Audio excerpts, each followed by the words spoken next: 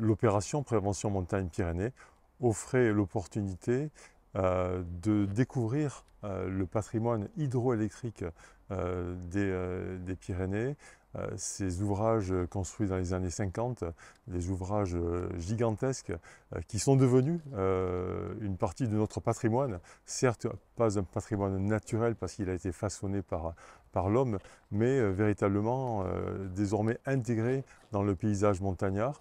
Et ces ouvrages, ces barrages, ces lacs sont devenus pour beaucoup des buts de randonnée pour nos visiteurs. Donc c'était l'occasion de découvrir, de sensibiliser, surtout de comprendre comment ces barrages ont été créés, comment ils fonctionnent, ce réseau incroyable de galeries qui relient les lacs entre eux. Voilà, donc je pense que pour ces personnes qui ont participé au Défi Tour, ça a vraiment été une belle découverte, un moment de partage également. On souhaiterait bien entendu aller plus loin dans cette démarche.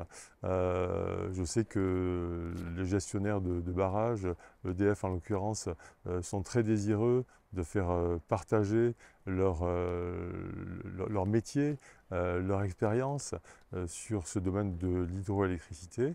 Une énergie vertueuse puisque c'est une énergie qui est totalement décarbonée, qui a une réactivité incomparable. Hein. En ouvrant des vannes, on obtient très rapidement une alimentation sur le réseau électrique, donc une flexibilité qui est très importante pour faire face à des pics de consommation.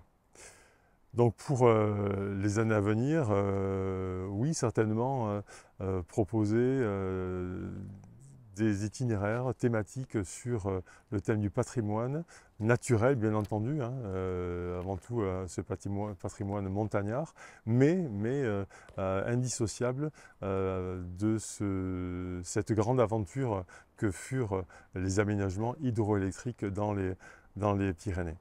Donc sans doute que nous proposerons à l'avenir, toujours dans le cadre de l'opération Prévention Montagne qui vise à sensibiliser, à respecter l'environnement, à poser toutes les conditions pour que les randonnées soient une réussite du point de vue de la sécurité, mais aussi une réussite par l'enrichissement que l'on va en retirer.